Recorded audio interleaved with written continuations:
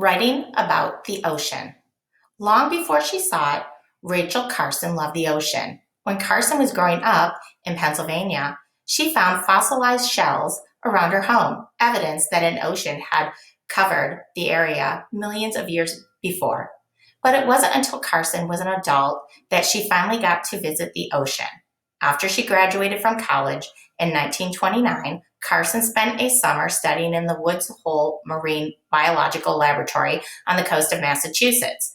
Her fascination with the ocean grew as she learned more about it in graduate school and as an editor for the Fish and Wildlife Service. When Carson decided to write a book, the topic was no surprise. She called her first book Under the Sea Wind.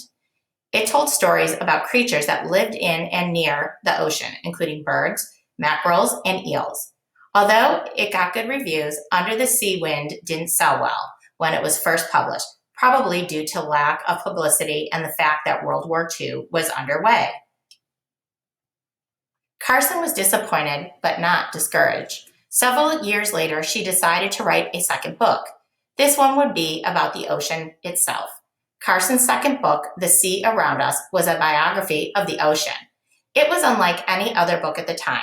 Today we know much about the ocean, but in the late 1940s, when Carson was writing, average people knew very little about it. Carson made the oceans come to life, using the most current scientific information. She poetically described places and creatures that most people had never seen or even imagined. Carson hoped that Sea Around Us would be read and enjoyed by everyone who has ever seen the ocean or who has felt its fascination even before standing on its shores. Carson was an ecologist, which meant she studied how all living things and their environments are part of the ecosystem. This way of thinking may seem obvious today, but Carson helped make it popular by writing books like Sea Around Us, where she described the marine life and the ocean environment and how they were interconnected. In fact, Carson believed the ocean was essential to all life. She wrote, "Its very form and nature of our world has been shaped and modified by the sea. All life everywhere carries with it the impress of its marine origin." Carson changed how people thought about the environment. She helped teach people that humans, like all other living things, are part of an ecosystem. Humans can affect it and can be affected by it. Carson was also concerned about pollution in the ocean. People had dumped radioactive waste into the deepest part of the ocean because they thought it could do no harm there. After reading Carson's books, however, many people were convinced that the environment, including the ocean, should be protected. The Sea Around Us was published in 1951 and was an instant success.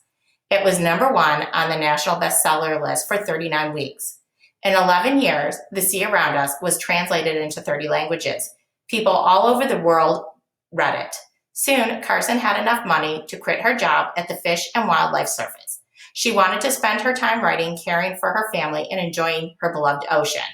After the success of The Sea Around Us, she decided to re-release her first book, Under the Sea Wind. Soon, it was a bestseller too.